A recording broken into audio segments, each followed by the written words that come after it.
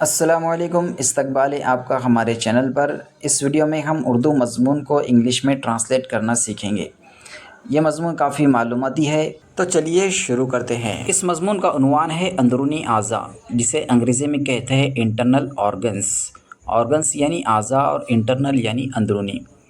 پہلا جملہ اس کا، جسم کے انگنت افعال جسم کے اندر بھی جاری رہتے ہیں۔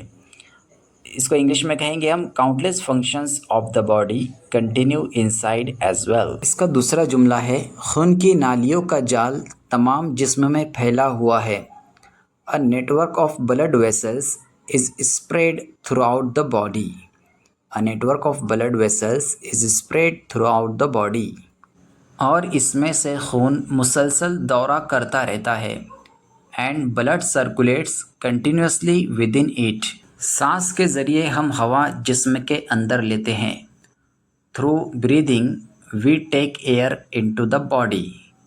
Through breathing we take air into the body. جو خون کے ذریعے پورے جسم میں پہنچائی جاتی ہے۔ Which is then delivered throughout the body via the blood. Which is then delivered throughout the body via the blood. غذا کھانے پر وہ ہضم ہوتی ہے۔ After eating the food, it gets digested. After eating the food, it gets digested. یہ کام الگ الگ اعضاء کرتے ہیں۔ These tasks are performed by different organs. These tasks are performed by different organs. انہیں اندرونی اعضاء کہتے ہیں۔ Which are called internal organs. Which are called internal organs. دوستو یہ ویڈیو یہیں پر ختم ہوتا ہے۔